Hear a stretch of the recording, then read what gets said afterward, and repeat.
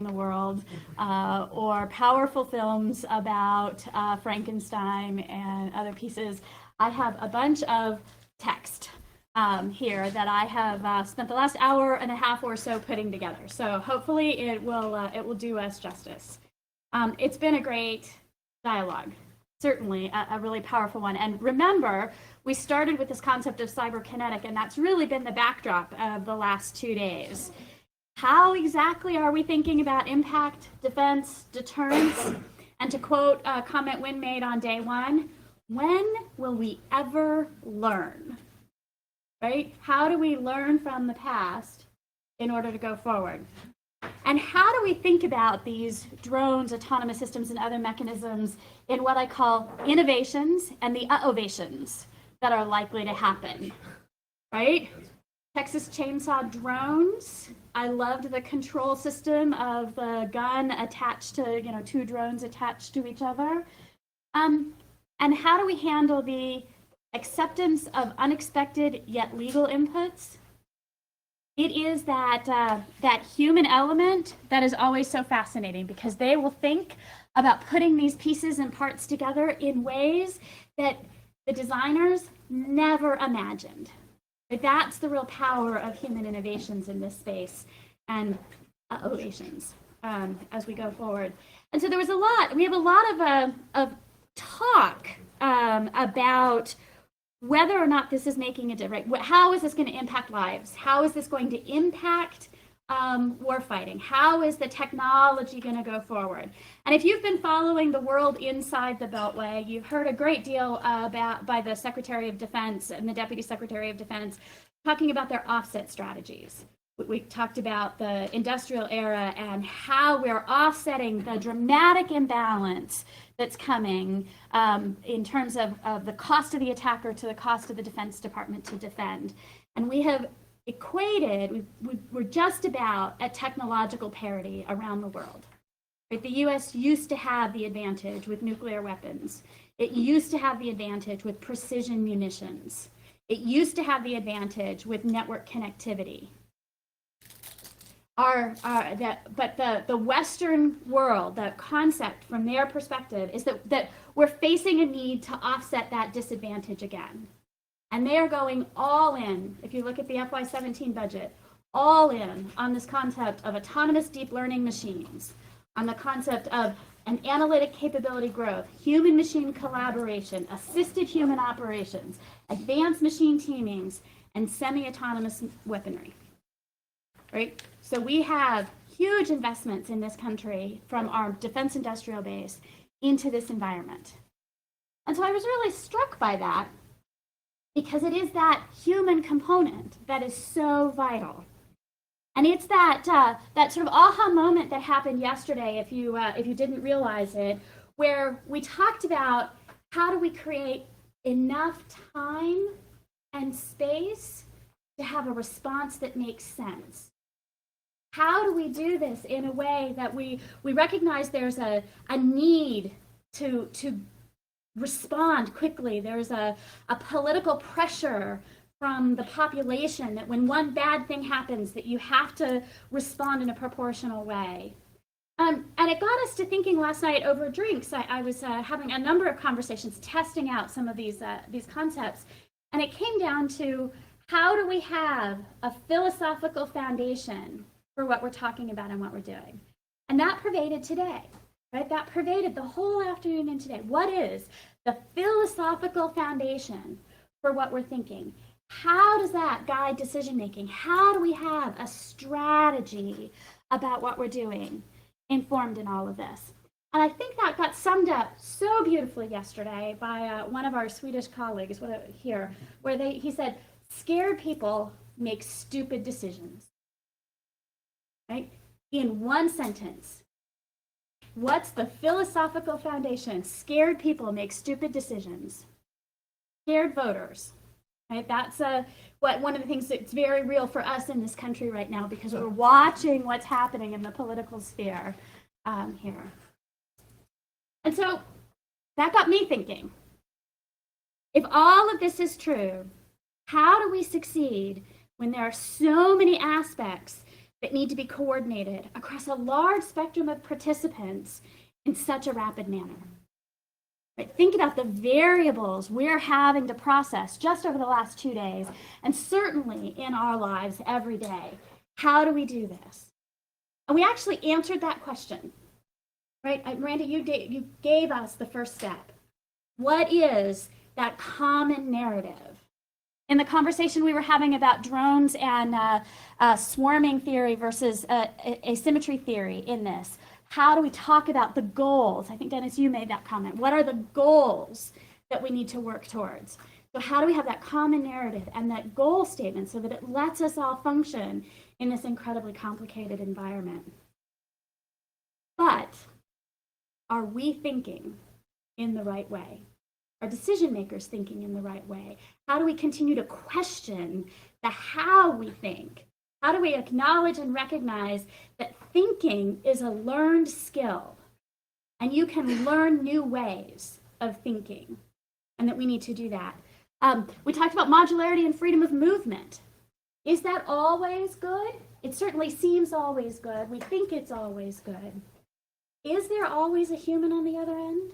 I hear that a lot in cyberkinetic kind of thinking, right?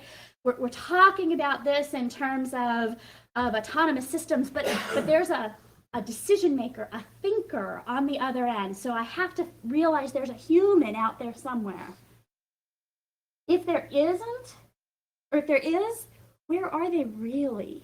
And how do I impact them where they are to impact an action that's being taken someplace else? And so does this mean we have to, I think Hans yesterday made the comment about nonlinear thinking. How do we change the way we understand? We all have our sort of native thinking style. So how do we change the way we understand things as we're in this moment that Scott brought forward, right? We're moving from an Enlightenment era culture to a new culture, as of yet unnamed kind of environment. What is it what's being replaced with? And how are we in this room and all the other rooms with all the other people we're engaging with really shaping the thing that it's being replaced with? So we keep saying, and we heard it a couple of times here, right? This is about making people more aware of the threat, creating better coordination between government entities, between government sectors, across private entities. How far is this thinking going to take us? How does this relate to the cyber insurgency and counterinsurgency model? How do we think about it in the context of private entities, privateers, and what do you call it, digital blackwater entities? Who's got what roles? Who's got what responsibilities? Where our individual roles and responsibilities fall? Who, how, when? How do we incorporate that into the narrative we tell ourselves, the ones we tell our allies, the ones we tell our adversaries? So what is war time anymore, right? We're in a world of false choices, and certainly this is a false choice. Is it war? Is it peace? Is it black? Is it white? Is it good? Is it bad? What is it? We are in this world of false choices, and we have to break out of that construct. Is it hybrid war? Is it political war? Right? We're trying to name it. We're seeking handles, peacekeeping operations. How do we move beyond that? How do we describe the nuances that we're really in and involved in? And really interestingly, we don't understand, I think, what it means to win whatever this we're in, right? Is win versus lose even the important thing? And from a conversation at dinner last night with a few of us, we were having this discussion about, is winning a temporal thing? Right? I have declared victory. It's good for this second. And what happens a second later, right? And what happens a minute later? And what happens a week later, a month later, a year later, a decade later? And what does that mean in the way we are, in the way we're thinking? And so how does the concept of disruptive reorganization come into here? Right, we just heard that talk. We talked a lot around the edges on geography. So this is actually a quote from my now 16-year-old son. Mm-hmm. why is it I have to take geography? The world is changing so fast. It doesn't mean anything anymore, right? Now, mind you, you took geography, but it's a legitimate question, right? What does geographical boundary mean? Because how do we think about sustaining the concept of the state or the nation in a virtual context? Right, as those boundaries, the geographic pressures and boundaries and borders go away in our minds, where do we create or establish this ideal? A little fact, if you didn't know, the nation of Estonia is working very, very hard, not just to be the most digitized government, but to establish and sustain Estonia once their borders are overrun. They acknowledge and know that this is a reality for them and want their identity to pervade. I think about a Star Trek episode, right? Think about what this might mean. And so what are the contexts of this in this autonomous system world? And how do we deal with the dynamic interactions of constantly changing sets of problems?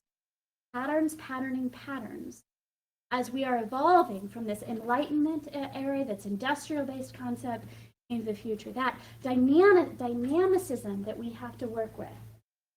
Because within that is that chaos. And we've been reminded that chaos creates space. And volume, intensity, and complexity of information does not equal intellectual value. Right? Really have to think about this. And I know in my day job, I face this all the time. Who are you trying to talk to? What are you trying to get across from them? Don't tell them what you know. Tell them what they want to know. Right? Bridge that gap here. And how do we think about filling that space? I was so thrilled by last night's conversation about we can fill that space with art. Right? We can fill that space with positive things that we don't realize are happening. But we have to recognize, we have to do it in a conscious, strategy-based, intentional engagement with the narrative. We don't have that. We're just filling the space with more chaos.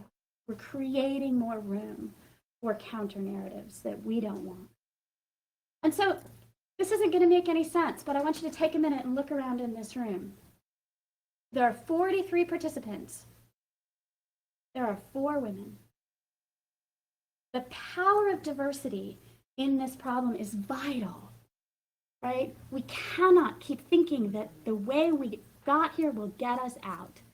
And so whatever the diverse opinions, conversations, perspectives you can find is really important as we go forward here. Again, struck by the fact that so many of the artists that were speaking out were women in oppressive environments. And so to take a quote here from one of all of our potentially favorite movies in terms of the truth, and the quote last night, art is the closest lie to the truth. We spent a lot of time in sort of the underlying thematic here, talking about facts versus truth versus reality versus perception, right? We are back in that false choice, right? Facts are a false choice. If I want to counter the thing that people are saying and talking about, I'm going to give them facts. It's true or it's false. Perception flags reality in that space. Technology is going to kill us, right? We heard that from the Frankenstein theory, right? That's the Frankenstein premise. What is the evidentiary base of security? And it's not a technological base, right? Is there a mathematical proof that we can be secure? Absolutely. Is there a proof, a human proof that we can operate in a secure manner, whatever that looks like for a nation, is the real question. And what does our role in the global economy really look like? The other thing that was thematically true about the last 2 days is everything old is new again, right? It's happened before. Putin's words have happened before. Doesn't mean they're going to be exactly the same.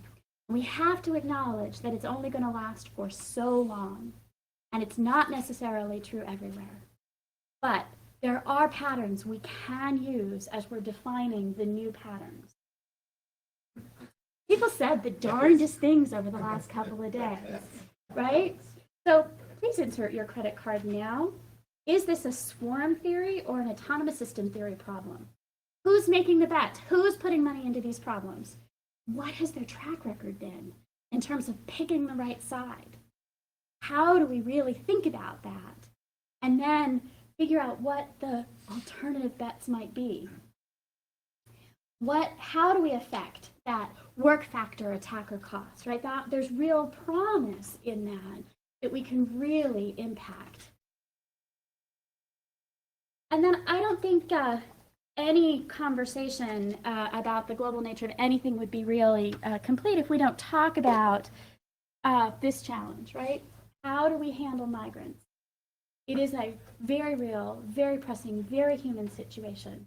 And Scott this morning said, I'm not sure it's possible to assimilate near-border entities into the environment. The next billion people that are going to connect to the internet are not the enfranchised. They're the marginally franchised and the disenfranchised.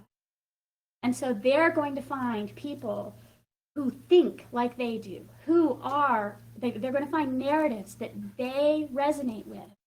And that's going to change all kinds of things. That democratization of the access to technology and the desire of the Luddites and the neo-Luddites, as Colin reminded us, to try to hold on to their elite status. How do we ensure that there is a place out there to release that pressure instead of continue to engage? Because innovations are going to happen, and they're not going to happen in expected ways because of this particular pressure. Which brings us back to the very human component of this. It is the narrative in the narrative in the narrative, right? It's how do we put this together? Because computers and computing are articulated through that worldview. I used to be the chief information officer of a large information technology agency, and regularly people would say, the IT system sucks, right? Why is it so bloody hard to do this? Or why can't that one talk to this one? And my answer is the organizational culture stinks. And the computing is just a reflection of the organizational view. That's a truism as much as anything else, but it was a reality there. And so our picture of computers and computing is articulated through our worldview. Everyone else's is articulated through theirs. And so it's going to put pressure on organizational models and that familiarity and reality comment. And where and how do we put forward those supporting narratives, alternative narratives in this space, that human component, because it takes that interdisciplinary model and that interdisciplinary environment. So I realize I did no one's individual topic justice here, and I welcome all kinds of feedback on how to put this forward. But it was my intent to really make sure that I did my best to value your input, and I certainly enjoyed listening to it over the last couple of days, and hope this put forward a perspective of how it all came together.